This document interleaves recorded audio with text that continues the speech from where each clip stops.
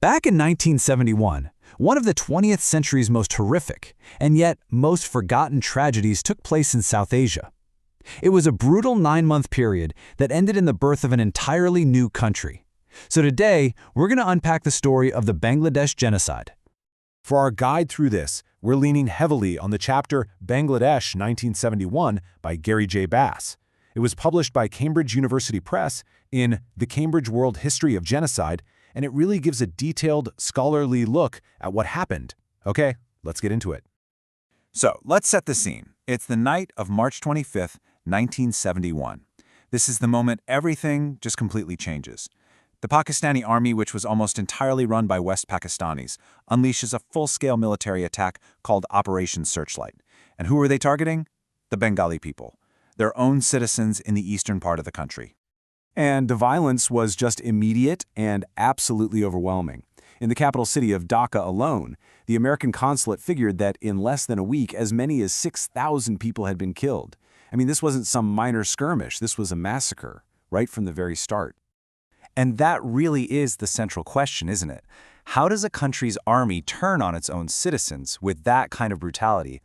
To really get that, we have to go back a bit and look at the deep, deep cracks that were there in Pakistan's foundation from the very beginning. The seeds of this whole conflict were planted way back when Pakistan was first created in 1947. You see, it was a country founded on this one big idea, but in reality, it was two completely different worlds, separated by language, by culture, and by over 1,000 miles of another country. It was, from day one, a state divided against itself. Pakistan was built on something called the two-nation theory. Basically, the idea that Muslims in South Asia needed their own country separate from the Hindu majority. But the problem was, this created a country that was, well, geographically a bit of a nightmare. It was supposed to be united by religion, but it was split apart by literally everything else. And this slide, wow, it just lays the whole problem bare, doesn't it? You had West Pakistan, where all the political and military power was, and then 1,600 kilometers away, across India no less, you had East Pakistan, where most of the people actually lived. The West spoke Urdu and had these really ugly prejudices, looking down on the Bengali-speaking East as being culturally inferior, not pure enough, and way too influenced by their Hindu neighbors. So all this simmering tension, it finally came to a head. And ironically, it was because of something that should have been a great thing: Pakistan holding its first ever free and fair democratic election. Now, the big political player in East Pakistan was a party called the Awami League, led by a man named Sheikh Mujibur Rahman. And it's super important to get this straight. Their platform, the 6-point demand, wasn't a call for independence, at least not yet.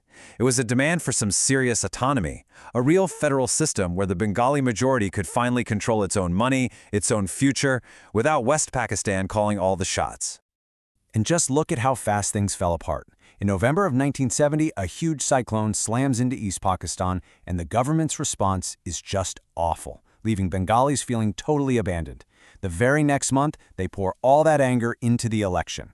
But then, when they win, the military leaders back in West Pakistan just panic. And by March, they basically steal the election by refusing to let the new government take power. And this chart, this right here, shows you exactly why they panicked. The Awami League won 160 seats. That was an absolute majority for the whole country. Their victory was so huge they could have formed a government all by themselves and rewritten the Constitution based on their 6 points. And that brings us right back to the night of March 25th, because with that election result, the West Pakistani leadership felt their grip on power just slipping away. So, faced with a democratic outcome they couldn't stand, the military junta made a choice. They chose violence. They chose Operation Searchlight. But you know what's really fascinating here is that not everyone was on board with this. Even senior officers inside the Pakistani army, guys like Major General Rao Farman Ali Khan, argued against using force. They knew this was a political problem, and that violence was not the answer. But, well, the hardliners won the argument. And the plan they came up with? It was cold, methodical, and designed for total control. It had 3 phases. First, grab all the major cities. Second, seal the borders to cut off any escape or outside help. And third, a systematic sweep of the countryside to eliminate any and all resistance. And the targets were specific: anyone and everyone tied to the Bengali nationalist movement.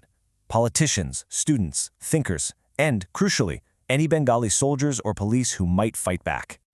But this military operation, it didn't just stay a military operation. It quickly morphed into something much, much darker.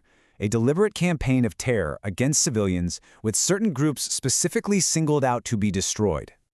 And this quote, listen to this. It's absolutely chilling, especially because it comes from a Pakistani lieutenant colonel, from their own investigation after the war. It lays the genocidal intent bare. He said there was this general hatred for Bengalis, but also, quote, verbal instructions to eliminate Hindus. The army saw East Pakistan's 10 million Hindus as a threat, an enemy within that had to be purged. The result of this terror was a tidal wave of humanity, an exodus on a scale that's almost impossible to comprehend. 10 million people, men, women, children, fled for their lives, pouring over the border into India and creating one of the worst refugee crises of the 20th century. And if you just look at the numbers, you can see just how targeted this was. Hindus were only about 13% of the population in East Pakistan, but according to the Indian government, they made up as much as 90% of the refugees. This wasn't random violence. This was a systematic campaign to drive a specific community out of the country. A particularly horrific tool in this campaign was the widespread and systematic use of sexual violence. Mass rape was used as a weapon of war. It was a strategic effort to terrorize people, to break the will of the resistance, and, as many researchers have pointed out, to quite literally try and destroy Bengali ethnic identity itself. After 9 brutal months, the war finally ended in December of '71. Not because the Pakistani army gave up, but because India stepped in with its military, defeated Pakistan, and helped secure the independence of the new nation of Bangladesh. But for the survivors, the fight for justice was really just getting started. So the big question is, how did the perpetrators get away with it? Well, it was a terrible combination of global politics and internal pressures. Pakistan basically held its recognition of Bangladesh hostage, refusing to acknowledge the new country until it got its 90,000 prisoners of war back. And then, trying to heal a fractured nation, the new Bangladeshi government granted a broad amnesty to thousands of locals who had collaborated with the Pakistani army. And the legacy of this, of nobody being held accountable, is a deep, official state of denial in Pakistan that continues to this day. The country's official history books just kind of gloss over 1971, or they ignore the atrocities completely. It's a stark contrast to Bangladesh, which has in recent years started holding war crimes tribunals to prosecute some of those collaborators. And so that leaves us with this really tough question. The 1971 genocide isn't just some dusty historical event. For millions, it's a living trauma. And it forces us to ask, what does justice look like, and how can a nation ever truly heal when the people who caused its deepest wound refuse to even admit what they did?